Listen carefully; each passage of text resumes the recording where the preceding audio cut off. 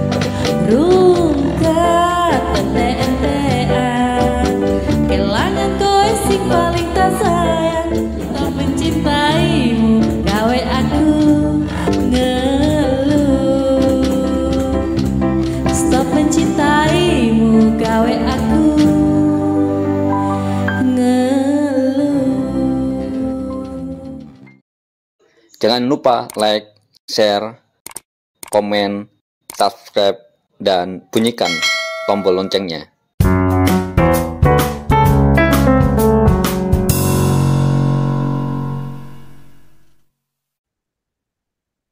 Tentu kita berbahagia dengan segala kesederhanaan kita bisa berkumpul. Walaupun dengan keterbatasan biaya, keterbatasan anggaran, keterbatasan uang, keterbatasan material, tapi semua itu bisa dikalahkan karena sebuah semangat perjuangan. Semangat untuk memastikan kelas pekerja ikut berkuasa di negeri ini. Siapa dia kelas pekerja? Buruh, petani, nelayan, miskin kota, miskin desa, buruh migran, pekerja rumah tangga, perempuan yang termarginalkan, guru dan tenaga honorer, buruh informal, ibu jamu gendong, tukang beca, para supir, ojol, opang, mama-mama pedagang sayur di Indonesia Timur, dan semua buruh informal lainnya, disabilitas, pensiunan, milenial dan generasi Z yang ayah ibunya kelas pekerja, dan kita menyebutnya semua itu adalah rakyat jelata. Itulah kelas pekerja. We are the working class. Kami, we di sini adalah kami, bukan kita. Kalau kita, dalam terminologi bahasa Indonesia, berarti semua orang. Baik mereka, saya, kamu, maka disebut kita. Tapi we di sini, we are the working class. We adalah kami. Untuk apa? Identitas kelas. Mulai hari ini, kamu harus berani mengatakan, kami adalah kelas pekerja. Kamu adalah kelas pemodal. Hanya dua polarisasi di dalam politik, di dalam sistem ketatanegaraan di seluruh dunia. Kalaupun ada tengah, dia kelas agamawan. Seluruh dunia itu begitu. Karena kalau kita tidak mengidentifikasi bahwa identitas kita adalah kelas pekerja, Selalu akan digunakan kata-kata bersayap yang kita tetap miskin.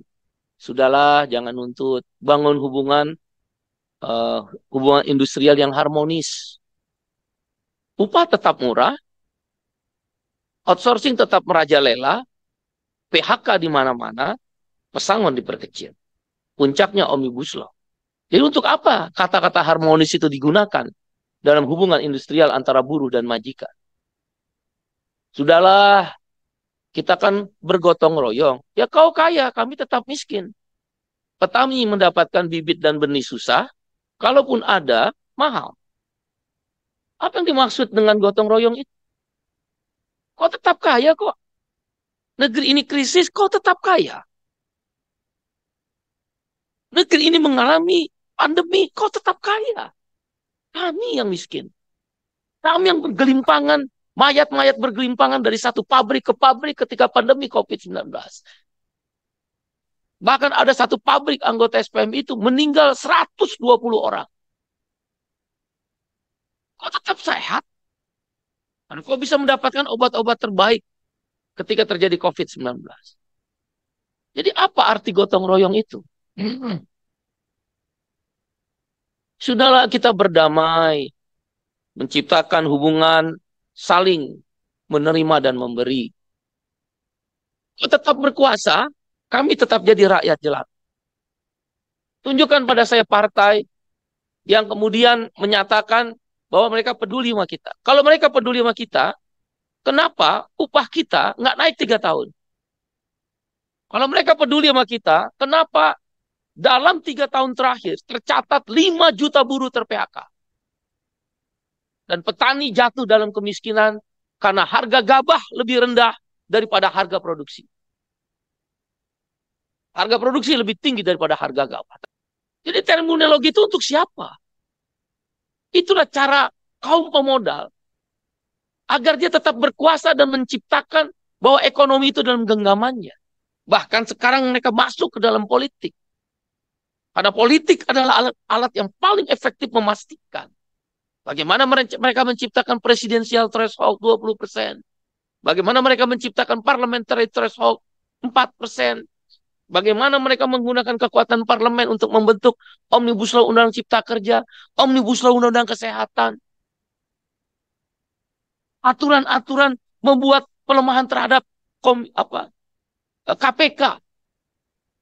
Karena kita tahu mereka, kalau Anda nonton The Anwar Untold Story, saya baru nonton semalam di Netflix. Kaget saya jujur aja. Anwar di situ diceritakan, Anwar Ibrahim, yang sekarang jadi Perdana Menteri Malaysia. Dia diceritakan, menurut cerita itu, seorang yang sangat jujur sekali. Sehingga bisa lepas dari jeratan hutang Malaysia selesai, dan kemudian korupsi turun indeks. Bagaimana mereka menciptakan itu para orang-orang kaya, para taipan-taipan lah. Kalau di kita tuh konglomerat. Datang di mejanya Anwar Ibrahim, dari setiap waktu ke waktu menghancurkan Anwar, dan bagaimana memastikan bisnis dalam genggaman mereka.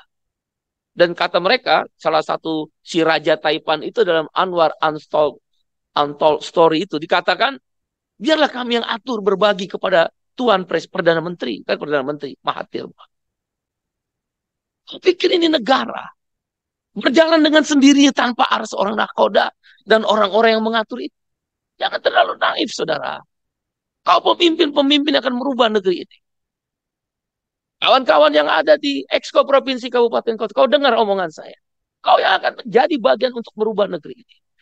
Berbagai cerita tentang pemimpin-pemimpin dunia yang mencoba menjadi sedikit orang bersih dan merubah negeri, jatuh semua. Ada kekuatan. Kita siapa yang ngatur ini negara di seluruh dunia, termasuk Indonesia? Sudahlah yang berkuasa terhadap sosial, politik, ekonomi, budaya. Bukan. Nilai-nilai agama pun bisa diperjualbeli. Kita hanya bagian skrup kecil, bukan skrup besar. Skrup kecil mencoba menyeimbangkan itu.